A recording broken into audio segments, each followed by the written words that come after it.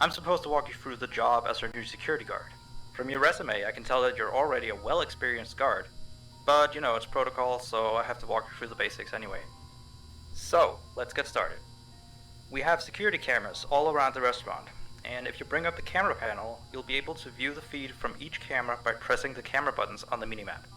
Now, our lights are always off during the night, obviously because it'd be a waste of power to leave them on all night. So to actually see something on the cameras, you can activate the camera system's night vision mode. You activate night vision by clicking on the button of whatever camera you're currently viewing. So for example, say you want to see what's on camera 1. You bring up the camera panel, you click on the button that says Cam 01, and then to use night vision, you click on Cam 01 again. Once night vision is activated, you can click on any of the other cameras and view them with night vision as well. And you turn it off the same way you turn it on. Now, night vision takes more power than regular vision, so make sure you use it sparingly. Your first priority as a security guard here is to keep an eye on the animatronics. Those are really expensive machines, and we do not want them stolen. And you keep an eye on them through the cameras. We have quite a few animatronics here at Candy's. There's of course the cats Candy and Cindy, there's Chester the chimpanzee, there's the penguins, just lots to tell you. So, you also have 3 security doors in your office, each of which can be closed by pressing the door button by each door. These are here in case you're in some sort of danger, but personally I just use them to shut myself off from the world when I need a break. But don't let me be your role model on that one. You need to remember that closing these doors takes power, and the longer they're closed, the more power they take. Now, I know that sounds kinda backwards, but you have to trust me on that one. I think it's something about the doors having an automatic fail-safe feature in case the power gets cut off, you know, so they open up if there's no more power. All I know for sure is that they do use more and more power the longer they're closed, so you don't want to keep them closed for too long at a time. Now, the reason I keep mentioning the power is because the restaurant uses a backup power generator at night, which only has a certain amount of juice in it. So anything from viewing the cameras to using the security doors takes power. You can see how much power you have left on the computer on the desk in front of you. Try not to run out of power. If you do though, you won't be stuck in the office since the doors will always open up anyway. Oh, and one last thing. The animatronics aren't completely turned off at night, so they might start walking around a bit. But just be careful not to let any of them into the office, because we have stuff in there we don't want damaged or anything. Though, don't bother with the ticket booth door. They won't attempt to get in through there. That should be all. You'll hear from me again on your next shift. Have a good night.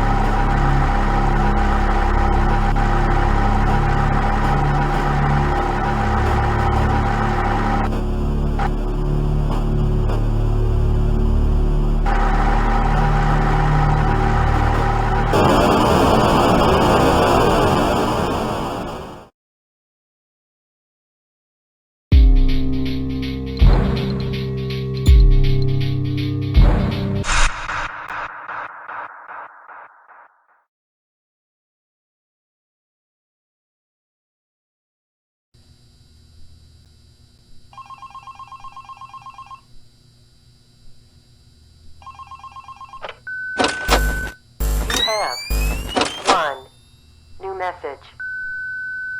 Hey there. I put up a note today to gather some intel on the animatronics from the other employees. Just to get a list of the issues we've had with them. They've written down some stuff here for you, so let's see. Alright, so obviously the animatronics walk around at night, you know that by now. They try to get to places they shouldn't be. Yep. They act weird after dark. Yep. They don't like adults. I mean, I suppose. They always seem nice around children. Around us employees, they just kinda stare at me. I always thought they just hadn't been coded to interact with anyone other than children. But some of the other employees have felt threatened by them now and then. But I know that some of them are also superstitious morons. So who knows if they just became scared when the animatronic looked at them in the eyes or something. Anyway, one last thing on the list here. The last penguin interferes with the system. There's a sentence I never thought I'd say. We have these penguin animatronics as waiters. They take people's orders and whatnot. We used to have 3 of them, but 2 of them broke down and haven't been fixed yet. I think they're referring to the 3rd penguin that still works, or, well, apparently it doesn't quite work. So yeah, definitely don't let him into the office. His presence alone could probably destroy our systems. Well, that'll be it for now. I'll be sure to leave another message for your next shift.